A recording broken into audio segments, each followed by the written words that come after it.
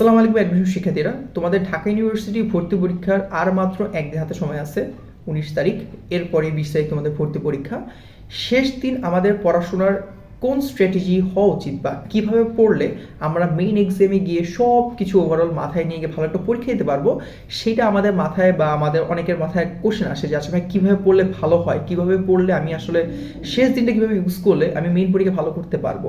আজকের ভিডিওটা সেটা নিয়ে আমি চেষ্টা করব আমার নিজের এক্সপিরিয়েন্স বা লাস্ট 3-4 বছরের স্টুডেন্টদের পড়ানোর ফলে যে এক্সপিরিয়েন্সটা গ্যাদার হয়েছে সেটা তোমাদের সাথে শেয়ার করার।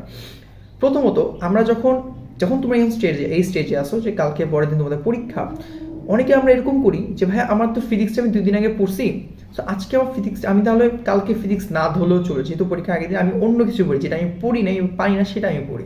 বা অনেক সময় এরকম হয় ভাই আমি তো ম্যাথ এবং বাংলাটা আমার খুব ভালো আছে, না পড়লেও চলবে, আমি আসলে তাহলে অন্য সাবজেক্টগুলো পড়ি।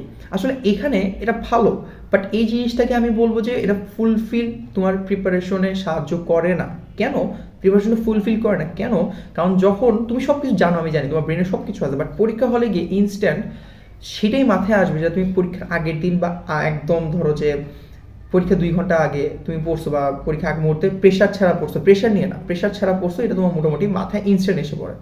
এখন পরীক্ষার আগের দিন তোমার পড়াটা এরকম হওয়া উচিত, ফার্স্ট অফ অল যে তুমি খুব বেশি পড়তে হবে না, তুমি জাস্ট প্রথম থেকে ধরো, তুমি ধরো সবচেয়ে কম পারো ধরো হচ্ছে ফিজিক্স, ভালো কথা, তুমি ফিজিক্সটাই ধরো, ধরো এখন ভিডিওটা দেখার পর তুমি ফিজিক্সটা ধরলা, তাহলে প্রথম চ্যাপ্টার থেকে শুরু করো, ভেক্টর থেকে শুরু করো। ভেক্টরে কী আছে তুমি জাস্ট প্রত্যেকটা টাইপের নাম পড়লা, যে এই টাইপ আছে, এই টাইপের এই ফর্মুলাগুলো আছে, টাইপটা পড়ছে এই ফর্মুলাগুলো আছে, আচ্ছা ঠিক আছে ডান।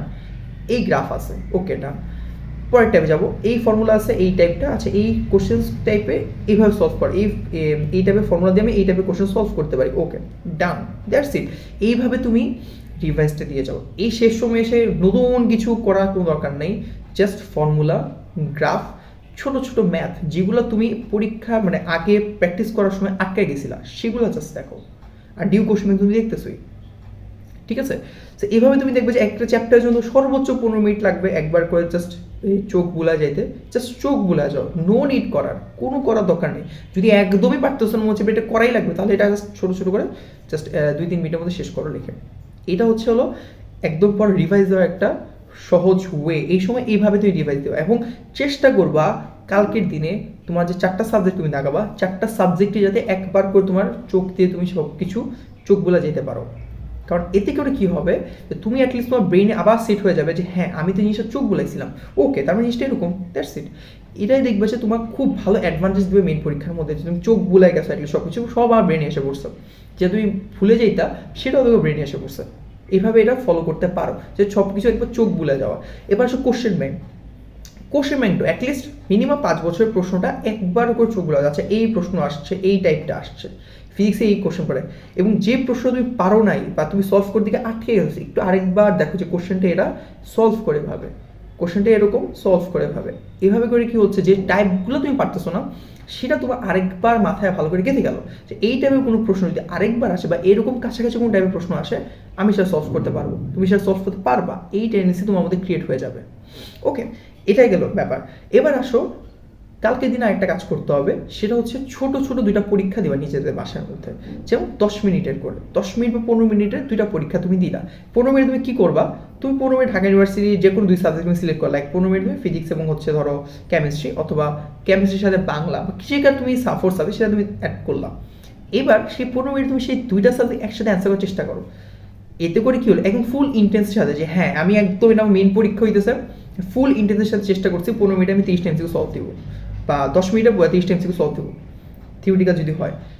তুমি দেখো কতটুকু পারো, তাহলে কী হইলো, তোমার মধ্যে একটা ইন্টেন্সিটি ক্রিয়েট হইলো যে পরীক্ষার আগে দিয়েও তুমি একটা পরীক্ষার মতো নিজেদের বাসার মধ্যে প্রস্তুতি নিয়ে ফেলো। 2বার দিলাম, সকালে একটা দিলে বিকাল একটা দিলে, দ্যাটস ইট। রাতে দেওয়ার দরকার নেই, রাতের প্রেশার হয়ে যাবে, সকালে দিলা দুপুরে দিলা, শেষ।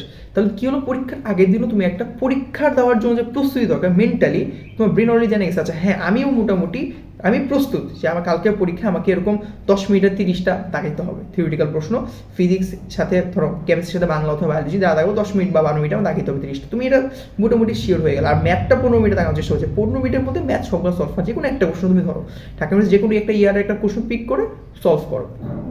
এইটা হবে তোমার পরীক্ষা স্ট্র্যাটেজি, যে তুমি একটা পরীক্ষার জন্য প্রিপেয়ার হইলা।